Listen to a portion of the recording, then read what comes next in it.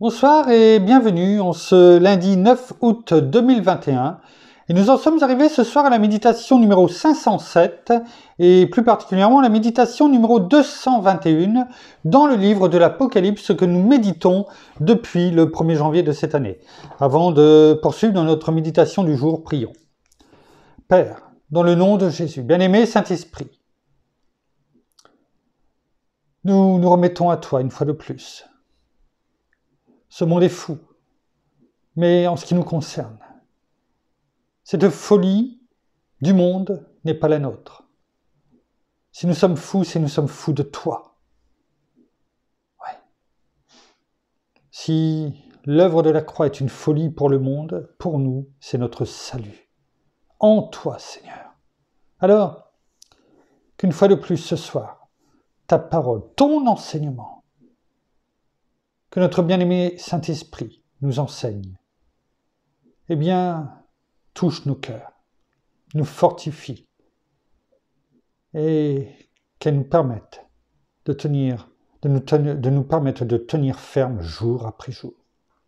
Qu'elle se grave sur les tables de notre cœur, tout comme notre nom est gravé sur la paume de tes mains, Père. Et que cela soit fait pour ta gloire et ta gloire seule. Dans le nom de Jésus. Merci, bien-aimé Saint-Esprit. Amen. Nous poursuivons dans notre méditation de la 6e lettre de notre Seigneur à l'église de Philadelphie, qui se trouve dans le chapitre 3 du livre de l'Apocalypse, versets 7 à 13. Et nous en sommes arrivés dans ce verset numéro 12. Et je pense qu'aujourd'hui, nous allons bien avancer, suivant ce que notre bien-aimé Saint-Esprit nous permettra de dire. Reprenons-le. Il est écrit, verset 12. « Du vainqueur, je ferai une colonne dans le temple de mon Dieu, et il n'en sortira plus. J'écrirai sur lui le nom de mon Dieu et celui de la ville de mon Dieu, la nouvelle Jérusalem, qui descend du ciel d'auprès de mon Dieu, ainsi que mon nom nouveau. » Nous avions terminé hier notre méditation sur le mot « colonne ». Cela nous a permis, notre Père nous a permis, notre bien-aimé Saint-Esprit nous a enseigné dans le nom de Jésus sur ce que nous devions savoir sur le mot « colonne ». Et cela a été combien formateur. Pour ceux qui n'ont peut-être pas encore tout entendu, je vous encourage à aller reprendre ces méditations, ainsi nous comprendrons encore mieux, ou la réécouter, parce que cela nous permettra de bien comprendre ce qu'est une colonne, cette colonne que notre Seigneur dit qu'il va faire dans le temple de son Dieu, notre Père, mais aussi cette colonne que nous devons être aujourd'hui pour notre conjoint, pour notre famille, pour peut-être le groupe de maison, l'église, enfin qu'importe ce que nous sommes aujourd'hui en tant qu'enfants de Dieu, chacun doit être une colonne et être une habitation de Dieu là où il se trouve. Et nous allons poursuivre donc dans le verset, la deuxième partie du verset numéro 12. « Du vainqueur, je ferai une colonne dans le temple de mon Dieu, et il n'en sortira plus. » Et quand on regarde, là c'est en version Colombe, et il n'en sortira plus. Et quand on regarde dans d'autres versions, on va les prendre comme ça vite fait. En Nouvelle Français Courant, il est écrit, il n'en sortira plus jamais. Déjà, il n'en sortira plus, cela veut dire ce que ça veut dire. On sait que c'est comme si que la porte était fermée et qu'on ne peut pas en sortir. Là, il est écrit, plus jamais. Et en parole de vie, c'est pareil, pratiquement. Et là, le plus a disparu et le jamais également il reste. Et ils n'en sortiront jamais. La nuance, c'est que contrairement à la version Colombe, à la version Nouvelle Français Courant, là on voit, tout comme à un moment donné qu'on avait parlé du vainqueur, mais c'était pas une personne, comme certains mouvements sectaires, on en a parlé, disent « Oh, ça sera qu'un petit nombre et ça sera nous et les autres, il va falloir que vous fassiez ça. » Non. Là, c'est plus du blablabla, bla, bla, bla, comme on l'a pu le voir eh bien, dernièrement dans les méditations. Mais ce qui est intéressant, c'est que là, c'est montré que c'est le côté général, le vainqueur du vainqueur, c'est-à-dire du vainqueur en général, il n'y en a pas qu'un. Il y en a plusieurs, ceux qui franchissent la ligne, ceux qui demeurent fidèles, ceux qui demeurent et qui tiennent ferme, ceux qui ne se laissent pas attirer par l'environnement, par les lumières de ce monde, par le mensonge, par tellement de choses. Et là, ce qui est intéressant, c'est qu'il est écrit « ils n'en sortiront plus ». Bien sûr, ils, comme c'est sortiront, eh bien, vous avez bien compris que c'était bien sûr le pluriel et ils n'en sortiront jamais. Je regarde dans l'autre version et c'est voilà, c'est la même chose. Et ils n'en sortiront jamais. Alors, comme on a pu le voir, eh bien, déjà donc sur les méditations précédentes, ça vaut le coup d'être cette colonne. Ça vaut le coup d'être cette colonne ici et demain, parce que nous ne sortirons plus eh bien, du temple de mon Dieu, c'est-à-dire de notre Père. Nous allons y revenir. Prenons juste ce qui est écrit dans Ésaïe. Ésaïe, je vous demande juste quelques secondes pour que l'on puisse l'avoir aussi dans d'autres versions. Ésaïe, chapitre 22. Ésaïe, chapitre 22, à partir du verset 23 à 25.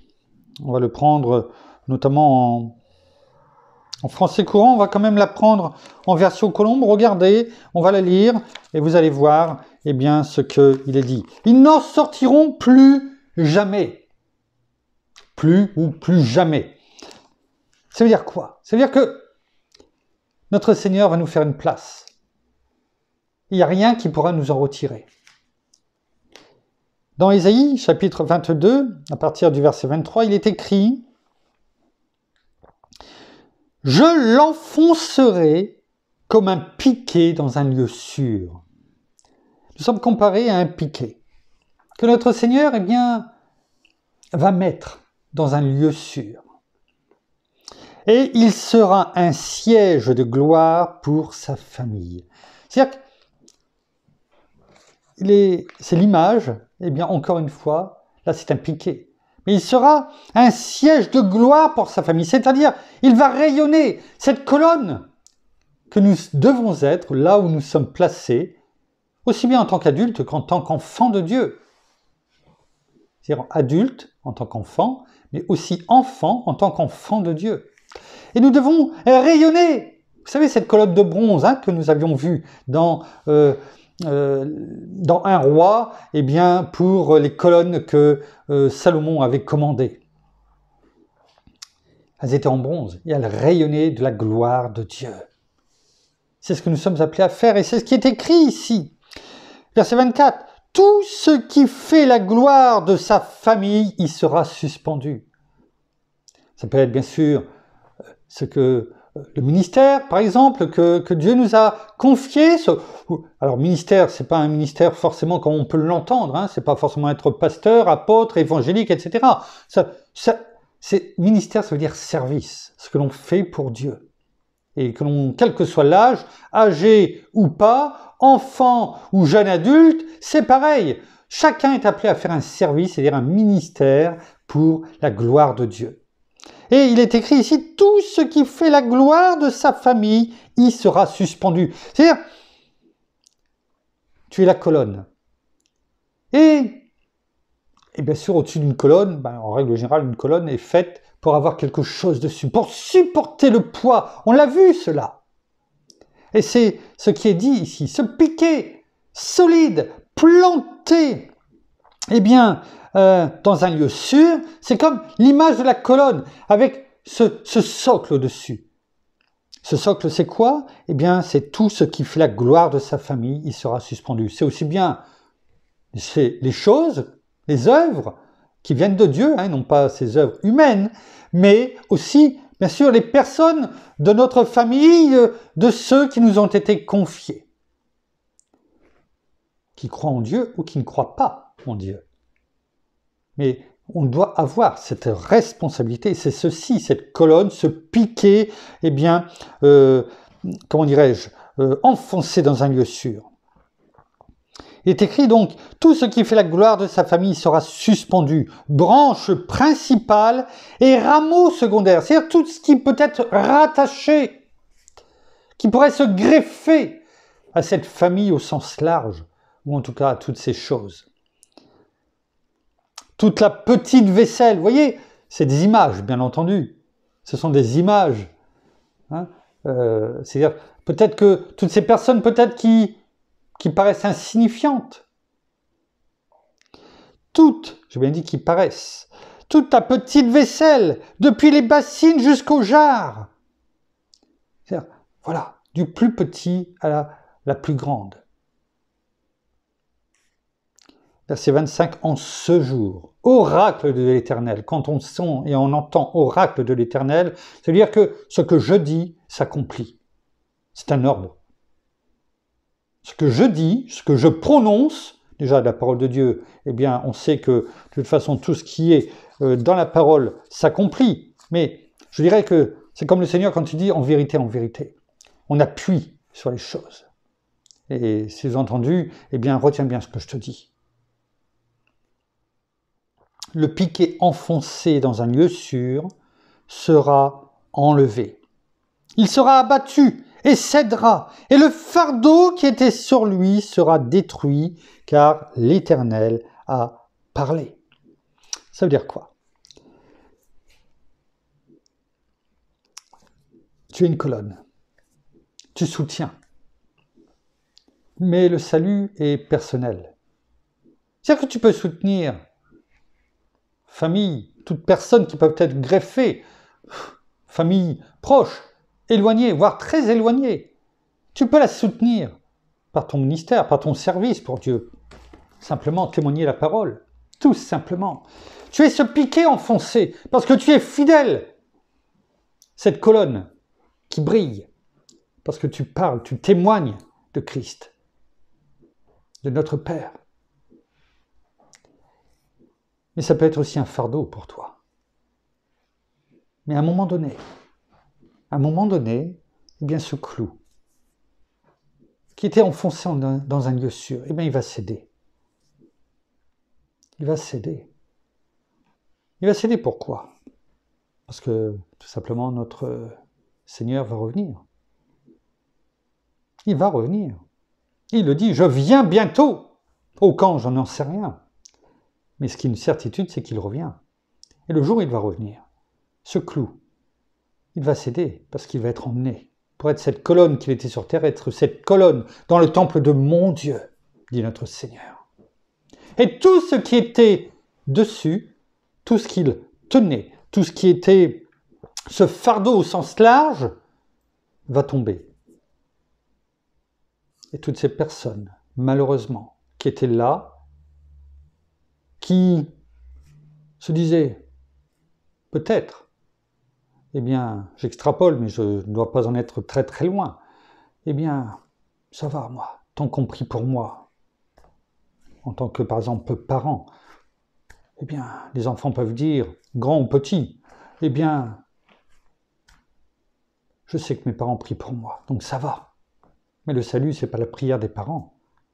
La prière des parents, c'est pour, eh bien, dire, Seigneur, touche nos enfants, touche notre famille, afin qu'ils viennent et qu'ils se donnent à toi totalement et complètement. Parce que s'ils ne le font pas, le jour où ce clou qui est enfoncé, eh bien, cède. Non pas parce qu'il ne tient plus, non, parce que le cri de minuit est arrivé.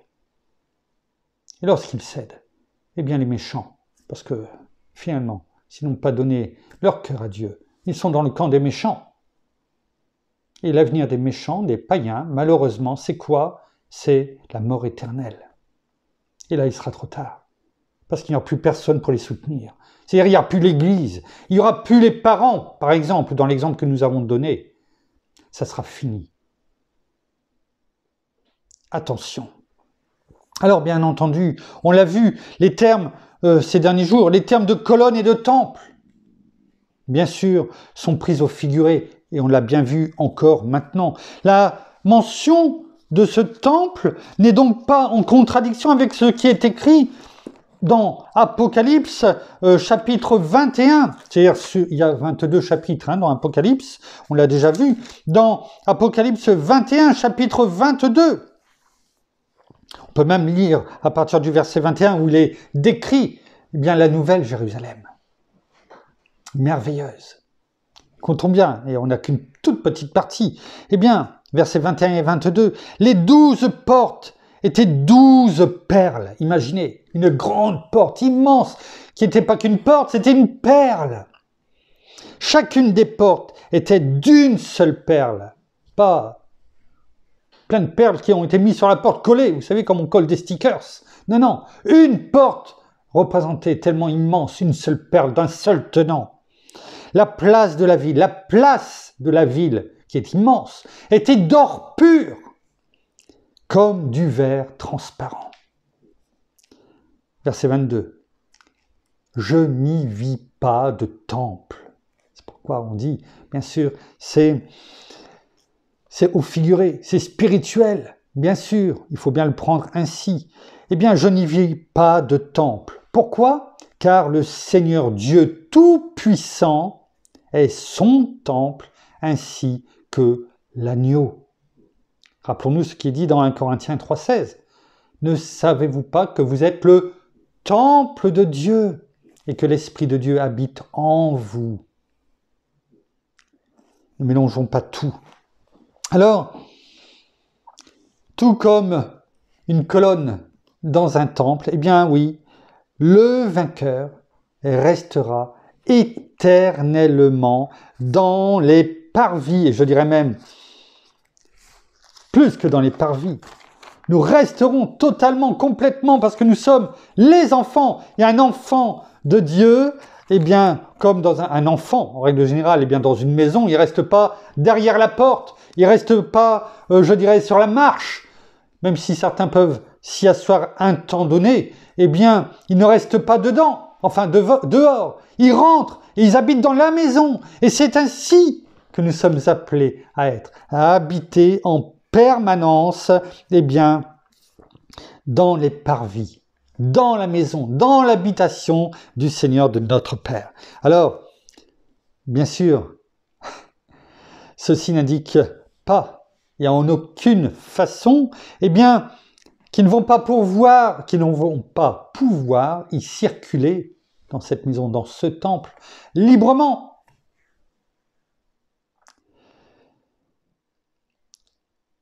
Cette nouvelle Jérusalem, on l'a bien vu, nous sommes ses colonnes, mais c'est mon épouse qui en avait parlé, on peut la regarder, bien sûr, on peut la voir, mais on peut y circuler aussi librement. Et ça sera la même chose. Dans une maison, on peut circuler librement. Alors oui, bien sûr, c'est beaucoup plus réduit, c'est une évidence. Et certains peut-être peuvent se trouver à l'étroit quelquefois dans une maison, au point de sortir régulièrement. Mais là, ce sera tellement grand,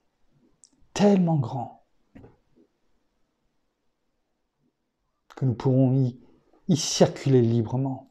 Nous ne sommes pas esclaves, nous sommes libres. En Christ Jésus, ne l'oublions pas.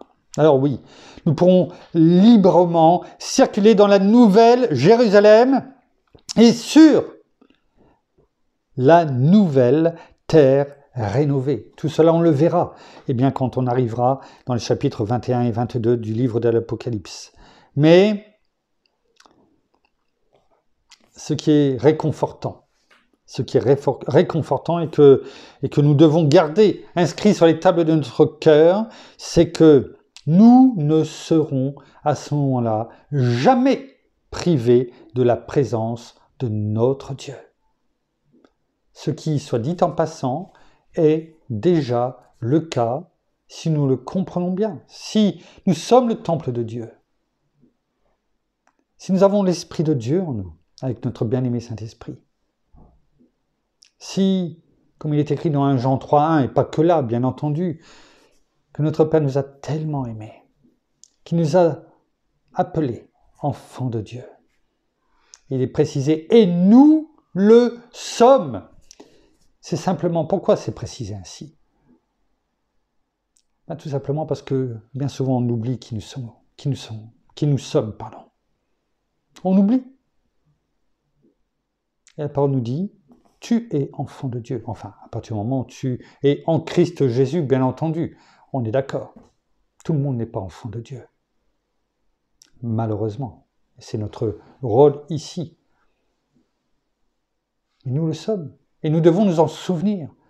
Parce que, en tant qu'enfant de Dieu,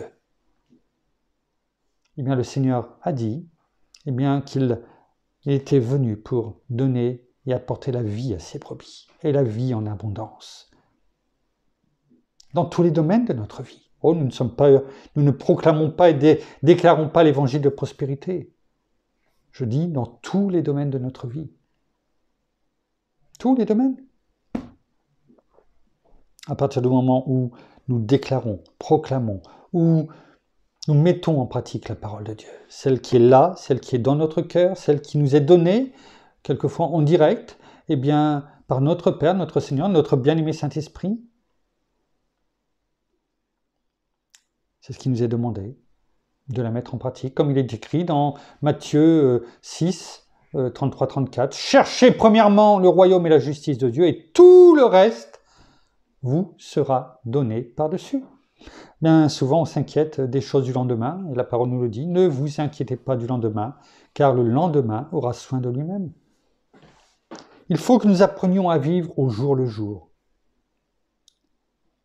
D'être terre à terre, avec, on l'a déjà dit il y a quelque temps, avec la tête, par contre, le cœur et la tête, eh bien, dans l'éternité, dans les cieux, où est notre Père. Il est en nous, mais il habite aussi là-bas, avec notre Seigneur à sa droite. Et nous devons lui faire tout simplement confiance. Tu nous dis, Père, tu nous dis, Seigneur, telle chose, alors je ne cherche pas à faire autre chose, à comprendre autre chose. J'applique ce que tu dis. J'applique ce que tu dis et je le reçois. C'est ça le plus important. C'est ça le plus important. Mais est-ce que nous entendons? Est-ce que nous entendons ce que notre Père, notre Seigneur et notre bien-aimé Saint-Esprit nous disent? Est-ce que nous l'entendons? Et je me mets dedans. Alors bien sûr, la première réaction, c'est de dire « Mais oui, bien sûr, on entend !» Vous savez, comme notre bien-aimé Saint-Esprit ne fait jamais rien au hasard, eh bien, une demi-heure à peu près avant la méditation de ce soir, je regardais les partages, parce que je faisais les partages, et je suis tombé, conduit, parce que c'est une évidence, à voir une vidéo sur les réseaux sociaux. Une vidéo qui m'a, de 2 minutes, même pas 2 minutes, 3 minutes peut-être, j'en pleurais. Les larmes coulaient toutes seules.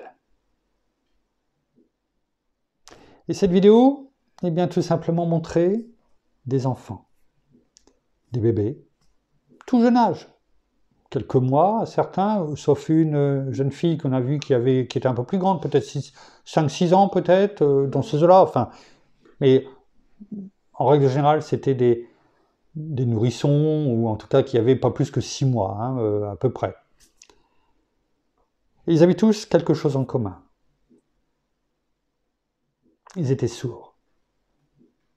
Ils n'avaient jamais entendu la parole de leurs parents. Oh, ils les entendaient sûrement bouger les lèvres, mais ils n'avaient jamais entendu de bruit, aucune parole. Et on leur mettait pour la première fois eh bien, un appareil auditif, et pour la première fois, ils entendaient leur maman et leur papa parler. En l'occurrence, c'était la maman. C'était bouleversant. Bouleversant.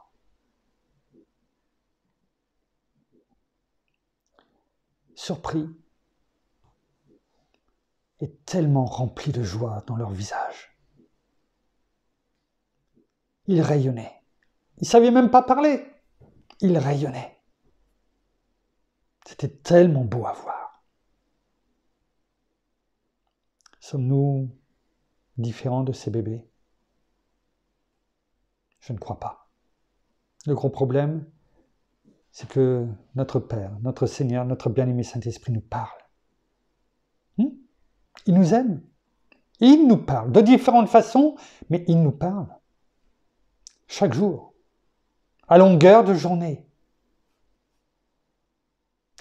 Le problème, c'est que nous sommes comme ces enfants. Nous sommes sourds. Sourds à sa parole.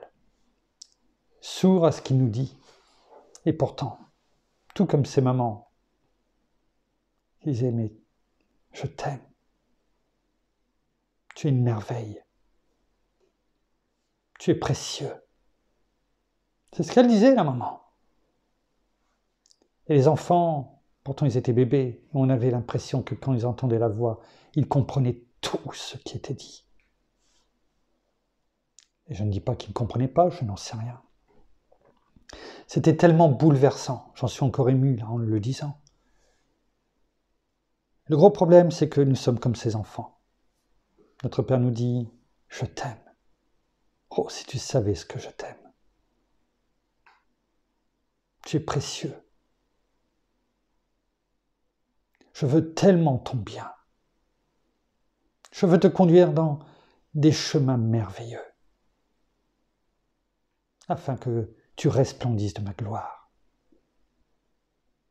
Mais nous faisons la sourde oreille, volontairement ou pas. Nous sommes abasourdis par tout ce bruit dans les oreilles. D'où ils viennent, qu'importe. Ce bruit assourdissant qui nous empêche d'entendre la parole de Dieu. Alors ma prière ce soir, c'est que nous soyons comme ces enfants que j'ai vus et que nous entendions la parole de notre Père, de notre Seigneur, de notre bien-aimé Saint-Esprit résonner, si c'est le cas, si ce n'est pas le cas, pour la première fois dans nos oreilles. Que nous apprenions à l'entendre, à l'écouter et à lui obéir. Et que nous soyons comme ces enfants,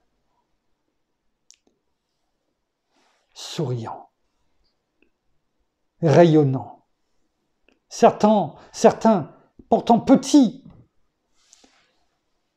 On lisait l'émotion sur leur visage, et pourtant ils n'avaient que quelques mois.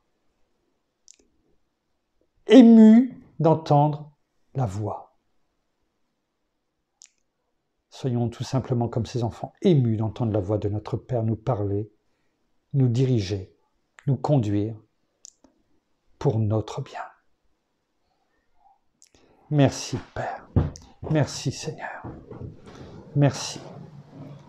Bien-aimé Saint-Esprit, une fois de plus, parce que tu diriges toutes choses, tu conduis toutes choses, tu nous aimes tellement, et tu nous le montres, de différentes façons, de différentes manières, mais le résultat est toujours le même. Tu attends tout simplement que nous nous jetions dans tes bras d'amour. Nous terminons par la prière. Non, merci et bien encore ce soir, encore pour ta parole, Seigneur. Merci parce que même si par moments nous pouvons être endormis, eh bien tu es là, tu nous réveilles, non pas avec des grands cris, mais simplement avec ta voix douce et paisible à nos oreilles, afin que nous entendions, afin que nous comprenions ce que tu as à nous dire, Père, et ce que tu veux nous dire chaque jour dans notre vie. Parce que tu nous aimes, parce que tu ne veux pas que l'on se blesse, tu ne veux pas que l'on souffre, tu ne veux pas que l'on ait mal. Mais souvent, eh bien, nous, en tant qu'humains, eh bien, nous cherchons les choses et souvent nous ne t'entendons pas. Et souvent, nous nous disons combien de fois, eh bien, aujourd'hui, eh bien, même si je prie, même si je n'entends pas, il ne me parle pas. Mais si tendons toujours l'oreille, et écoutons cette voix douce, tout simplement, qui nous dit « Mon enfant, combien je t'aime, combien je t'aime et je t'aimerai, combien je t'ai aimé, même si il y a eu des choses, même si tu m'as désobéi, eh bien au jour d'aujourd'hui, écoute ma voix, reviens, ne m'abandonne pas, ne sors pas du chemin que je t'ai choisi, mais reviens. Et je te tends les bras tel un bon père et je te demande tout simplement de revenir à ton premier amour, revenir à moi, être mon enfant, même si tu t'es écarté, même si tu t'es laissé aveugler ou divertir par toutes ces choses du monde, eh bien reviens à l'essentiel, reviens à moi, reviens à ma parole, reviens tout simplement à ton Père, lui qui t'aime et qui t'aimera à jamais. Alors merci encore pour toutes ces paroles, merci surtout pour ton amour, merci pour ta bienveillance, merci pour ta patience, merci encore tout simplement pour ce souffle de vie que tu mets en nous chaque jour et merci encore pour tout ce que tu nous permets de vivre dans notre vie, que ce soit les joies, que ce soit l'amour, que ce soit les tristesses, les peines, mais que nous en ressortissions plus grands et enrichis, parce que même s'il y a les épreuves, eh bien elles ne sont pas là par hasard pour certaines, et franchissons ce cap et relevons-nous encore plus fort que ce que nous étions encore avant. Et surtout, fortifions-nous dans ta force, Seigneur Jésus. Alors soyez tous abondamment bénis, frères et sœurs, dans le nom de notre Seigneur Jésus-Christ. Amen. Merci. Voilà, ainsi s'achève la méditation de ce soir. Nous vous bénissons abondamment de toutes les bénédictions spirituelles dans les lieux célestes en Christ. Nous saluons nos amis au Québec, au Canada, en francophonie, en France, à Paris et tout autour de chez nous. Et nous vous souhaitons à toutes et à tous une excellente fin de journée pour certains, une très bonne soirée pour d'autres, en tout cas une très bonne nuit à toutes et à tous dans la paix de notre Seigneur. Et nous vous donnons rendez-vous demain pour la suite de nos méditations. En attendant, soyez abondamment bénis. À demain. Au revoir.